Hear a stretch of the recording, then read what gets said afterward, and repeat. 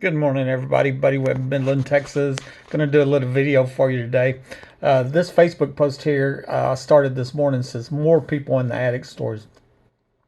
And I wrote, I suspect that most people have heard the video of the homeowners reporting people in the attic that was recorded from my police scanner, but that is only a few of the many people that have documented. I played that many times, of this person, that person, this person, that person, because it's impacting, and people are just like, wow, it's not Buddy saying it's right from the police scanner, but I don't often post these stories that people write me, and that's what I am looking at today. I said many others have wrote me on Facebook, YouTube, or email and told me their stories, and others told me in person. Every few weeks, I get somebody telling me their story about people in the attic, because these crimes are going on all over the place.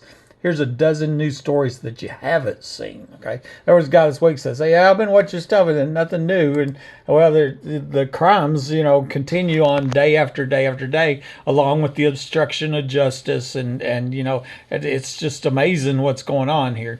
I'm just gonna scroll through these. I went and searched my hard drive and found some of these emails, and there's more of them.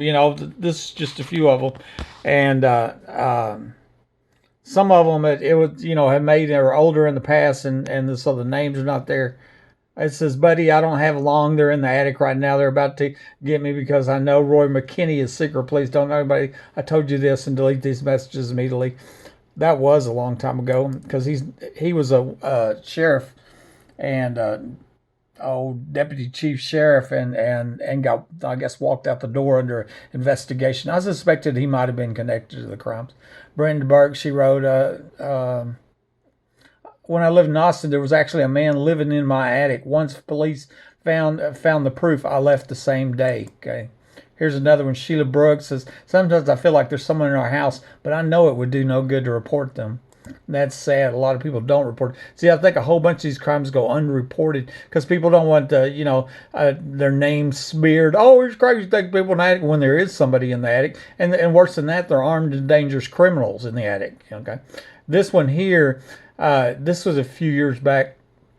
It's from Odessa, and she's telling me, "I heard people in my attic. I put down the down payment on a house, lived there for about with my kids for 7 years. Until I read your blogs, I felt like I was completely insane. Heard people in my attic and the crawl space below on a nightly basis. Have you ever heard of tunnels in Odessa?" Okay, and she goes on to say that people were drugging me and human trafficking was occurring, and they wanted to remain anonymous, and that's where I stripped the name out of there. Here's another one. This was a Jade Taylor. This was on YouTube. Something really weird. I hear strange thing in my walls and attic. It's not vermin. I've actually heard a conversation before. I know it sounds crazy. I'm a mental health professional, and I know I don't meet criteria for mental health disorder. Okay, and because that's the modus operandi, is to call the victims crazy, and that's how they get away with rigging these homes with hidden access, rig a wall where they can get in, stealing heating, cooling from the air conditioner system, and then basically it's free room and board for them. And so it's theft is what it is. So it's burglary, theft, and murder, because you try to stop them, they'll kill you, And so here's another one, Jeff H. here. I just highlight that. Heard people in the attic constantly. I'm not even going to read the whole thing. Here's a Julie Lee. When I first moved in, we could hear people walking around in the attic. These are all different people. Here's another one. Thank you for your message. This has happened in my building for years on. And then they told me that the person that was in the attic that was using it. Okay. Here's a Megan Hopper. She says, "I was only 6 years old, but one year people broke into my parents' attic a few times over the course of a year before they moved out. They thought it was somebody pranking them because nothing was ever stolen. The police didn't ever find any evidence."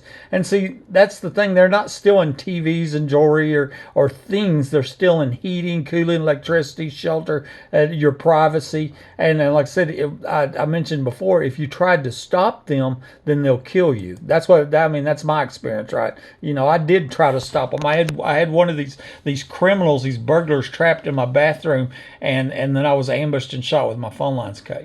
Here's people in the attic reported at 912 36th Street, Odessa.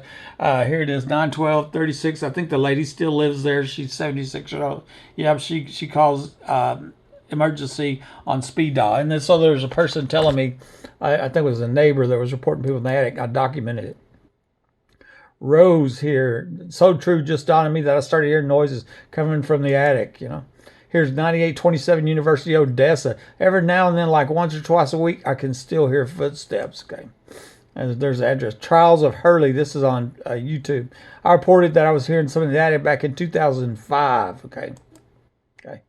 Here's, I wish to remain anonymous, but me and my family were in a house in Belmead, Texas, right outside of Waco. I would hear people walking around the attic. Okay. Okay.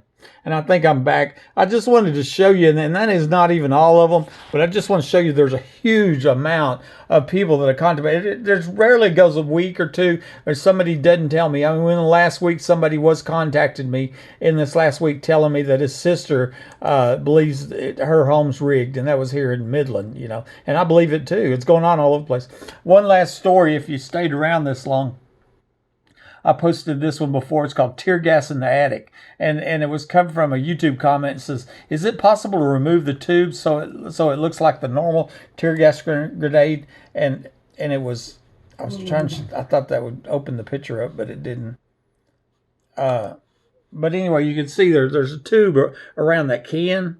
And that canister, and that's a tear gas canister is what it is, called Clear Out. I got a video on that. That person watched that video. And I said, yes, yes. And the first ones, the first cans that I bought, didn't have tubes. So me and the ex-wife punched the button, then threw them up into the two attic doors. We then met in the backyard with our eyes watering and coughing, because that is how powerful it is, that tear gas. I don't believe anybody was here on that first try. And since it was her idea to do it that day, I suspected that was on purpose. That she was just wasting the product, basically, because she was working with the criminals breaking this house. I believe that. The second time I did it, a motion detector alarm went off in the attic while she was taking a bath. And the last time I tear gas the attic was after she moved out. And that was the night I got them good using 3 cans with the tubes. I sincerely believe that if I went to, say, 10 cans, then it may kill them. But I don't want to kill anybody, even when it's known they're armed and dangerous criminals inside my home stealing from me. I want law enforcement to do their job. That's what I wrote there. And it was right after I tear gassed the attic when I had the home invasion. I put electricity on the doorknob, and that's when it's believed Matt Hyman was killed in my hallway. But I think maybe tear gas in the attic was a factor on that. Then my next comment was, I never went back to work after they had shot me by surprise, and 6 months later, my supervisor loaded up my things from my desk and brought them to my home. This murder attempt ended a 28-year career. This was a journal that I had at work and was keeping notes in it. As seen here, on July 17, 2011, I released the tear gas pepper spray in the attic. That was 10 years ago. And they're still breaking in my home to this day.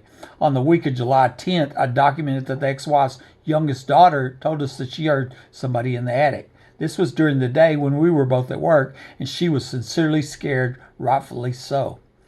On July 16, 2011, we went over to Hobbs for my grandson's birthday, and when we returned, I noticed that somebody had been in the living area of our home again, which was confirmed by the ex-wife. I documented it. The ex-wife was pretending to be on my side during this time, and then after the murder attempt, her story changed to calling me crazy.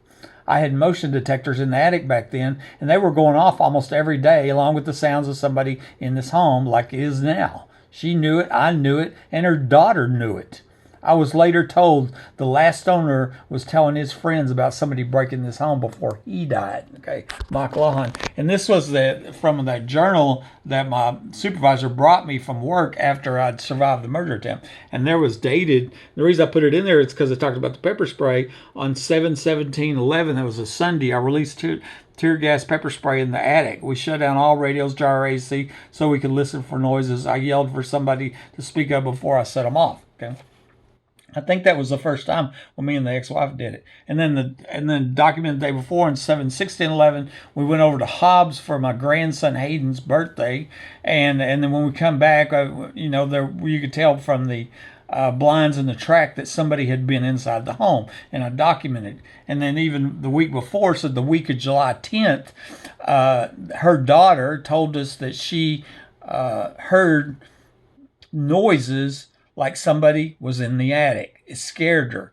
One said that she got a pair, and then she said she got a pair of scissors out for protection. This was Monday or Tuesday, okay? And so that was like a 12-year-old daughter of the ex-wife back in 2011, and she was here at the house during the summer, and because the ex-wife didn't have custody of her kids, but she was here for a week or two, and she was staying here at the house during the daytime.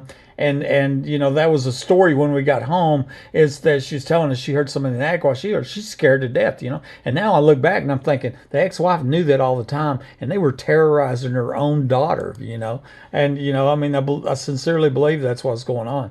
And so, anyway, I thought you'd find that interesting. That as I've many times said before, I documented almost 50 other homeowners. There is no way a police officer can even pretend to be so stupid they don't know this is going on. It's just to the point of absurdity. It's like, what do you need, another 50 homeowners before you figure it out? No, they know it's going on. They're pretending, and I guess it's profitable for these crimes of burglary, theft, and murders going on across the nation. Should be a nationwide news story. Buddy Webb, Midland, Texas.